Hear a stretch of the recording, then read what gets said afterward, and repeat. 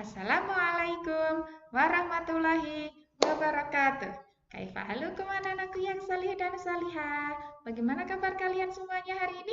Semoga saja kalian semua dalam keadaan sehat dan semangat. Anak-anakku yang salih dan salihah, hari ini jumpa lagi dengan Bu Ena. Kita akan melanjutkan belajar tentang kandungan hadis keutamaan memberi. Tapi sebelum kita belajar, pastikan ya, hari ini kalian semangat semua. Sudah mengawali kegiatan hari ini dengan yang pertama, ngaji morning. Yang kedua, sholat duha. Dan yang ketiga, membantu ayah dan bunda. Nah, Bu Ena juga mengucapkan terima kasih kepada anak-anakku yang salih dan salihah yang hari ini melaksanakan puasa Senin Kamis dan tadi malam sudah membiasakan kebiasaan baik yaitu sholat tahajud. Mari kita bersama-sama melaksanakan dengan semangat. Kita raih sukses dunia dan akhirat bersama MI Muhammadiyah Terpadu Harapan Kota Magelang. Nah, anak-anakku yang salih dan salihah, sudah siap untuk belajar hari ini? Oke, kalau sudah siap, yuk kita awali kegiatan belajar hari ini dengan membaca basmalah bersama-sama. Bismillahirrahmanirrahim. Baik, anak-anakku yang salih dan salihah, kemarin kita sudah belajar tentang kandungan hadis keutamaan memberi yang pertama. Yang pertama yaitu kemarin kita belajar tentang al-yadul ulya khairum minal yadis sufla. Tangan di atas ulya, itu tangan di atas, itu adalah lebih baik daripada tangan yang di bawah. Al-yadul ulya yal munfiqah. Tangan yang di atas itu adalah yang memberi.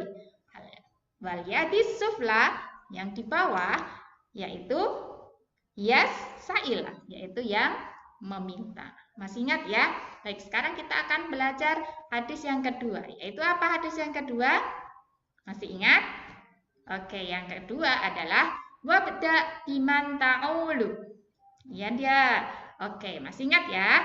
Wabda biman ta'ulu, yang artinya dahulukan orang yang menjadi tanggunganmu. Maksudnya apa? Nah, ketika kita bersedekah atau memberi, kita hendaknya mengutamakan orang-orang yang menjadi tanggungan kita terlebih dahulu. Baru kalau sudah tercukupi tanggungan kita, baru ke orang lain. Contohnya nih ya, anak itu adalah merupakan tanggungan orang tua.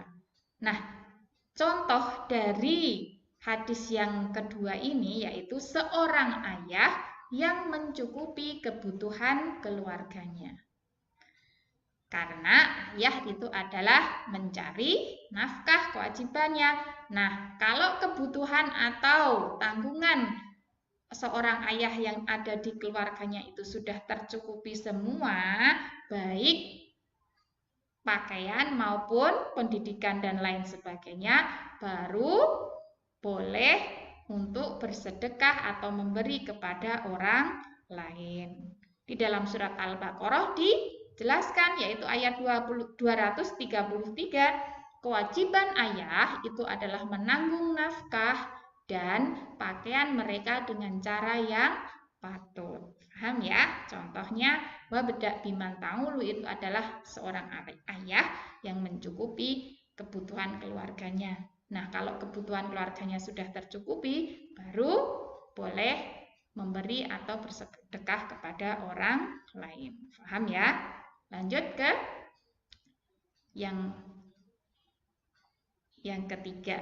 Yang ketiga yaitu wa khairus shadaqati an dhuhri ghinan. Apa itu wa khairus shadaqati an dhuhri ghinan? Yaitu sebaik-baik sedekah adalah sedekah yang dikeluarkan dari orang yang mempunyai kelebihan. Maksudnya apa? Maksudnya sedekah dari orang yang kaya itu lebih utama dibandingkan dari orang yang kekurangan. Contoh, orang kaya membantu orang yang miskin, orang yang kuat membantu orang yang lemah. Paham ya? Maksud dari wa khairus shadaqati an dhuhri ghinan itu adalah seperti itu. Yaitu sedekah orang yang lebih mampu baik kaya maupun kuat itu lebih utama daripada orang yang kekurangan. Kemudian yang keempat, wa may yasta'fif yu'ifahullah. Dan yang kelima, wa may yastaghni yughnihillah. Di sini kandungan hadisnya Bu Ena menerangkannya jadi satu karena ini saling berkaitan. Maksudnya apa? Barang siapa yang menjaga dirinya dari apa ya? Nah, nanti kita belajar bersama-sama yang di bawah nih. Ternyata menjaga diri itu maksudnya tidak meminta-minta. Barang siapa yang menjaga dirinya, maka niscaya Allah akan menjaganya. Kemudian hadis yang kelima, wa may yastaghni yughnihillah.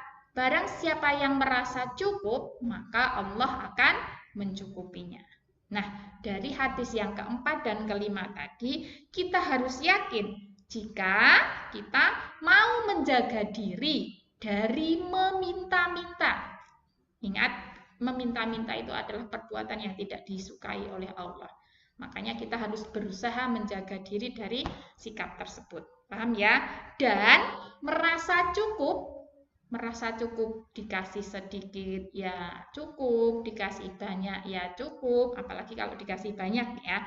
Maka Allah akan menjaga kita dan mencukupkan rezeki kita. Paham ya? Nah, sikap menjaga diri untuk tidak meminta-minta itu adalah disebut dengan iffah. Disebut dengan iffah. Ini ain ya. Ulangi lagi. Sikap menjaga diri untuk tidak meminta-minta itu disebut iffah. Paham ya? Maksudnya menjaga diri ini adalah dari perbuatan meminta-minta. Kita harus menjaga diri. Ya, tidak mengemis. Selagi Allah memberikan kekuatan, kalau kita bergerak pasti Allah akan memberikan rezeki. Paham ya? Oke. Anakku yang salih dan salihah, kita juga harus yakin bahwa harta yang kita miliki itu adalah milik ya tentu Allah Subhanahu wa Ta'ala. Untuk itu harus kita syukuri. Nah, cara mensyukuri harta yang kita miliki itu adalah dengan bersedekah. Paham ya? Nah, anak-anakku yang solih dan solihah, jika kita beranggapan dengan sebaliknya bahwa harta yang kita miliki itu adalah karena usaha kita, maka yang timbul tidak akan rasa bersedekah lagi atau bersyukur, tapi yang timbul itu adalah rasa cinta kepada harta secara berlebihan. Nah, kalau kita sudah mempunyai rasa cinta kepada harta yang berlebihan, maka yang timbul pada diri kita itu adalah sifat kikir atau pelit. Paham ya? Nah, anak-anakku yang solih dan solihah, orang yang kikir itu beranggapan atau merasa menyimpan harta itu adalah suatu kebaikan, itu adalah jalan yang terbaik bagi orang kikir. Sedangkan orang yang bersedekah itu beranggapan apa? Beranggapan harta yang disedekahkan itu adalah sebenar-benarnya harta mereka. Paham ya? Kebalikan dari orang yang kikir. Anak-anakku yang solih dan solihah, dalam surat Ali Imran ayat 180 menjelaskan bahwa harta orang kikir pada hari kiamat itu akan dikalungkan di lehernya karena disimpan. Paham ya? Perbedaan antara orang kikir dan orang yang dermawan. Kalau orang kikir dengan menyimpan harta itu adalah merupakan jalan yang terbaik karena hartanya tidak akan berkurang. Tapi di dalam surat Ali Imran ayat 180 karena menyimpan harta ini dan tidak mau mensedekahkan, maka hartanya pada hari kiamat besok akan dikalungkan di lehernya. Paham ya?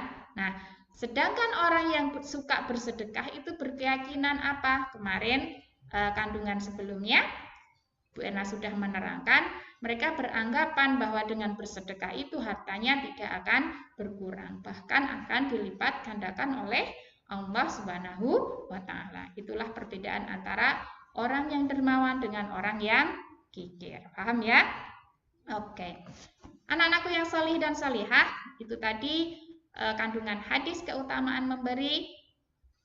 Untuk tugasnya, anak-anakku yang solih dan solihah silahkan untuk menyaksikan video Bu Erna berulang-ulang sampai paham. Kemudian yang kedua, kalau sudah paham, buatlah rangkuman tentang keutamaan hadis memberi. Lanjutannya ya, dilanjutkan yang kemarin. Kemarin baru hadis yang pertama. Nah, hari ini 2 sampai 5. Paham tuh? Oke. Yang ketiga, kirimkan hasil rangkuman kalian di Google Classroom. Selamat mengerjakan. Manjada wajada. Kita akhiri kegiatan pembelajaran hari ini dengan membaca hamdalah bersama-sama. Alhamdulillahirabbil alamin. Wassalamualaikum warahmatullahi wabarakatuh. Ma'assalamah.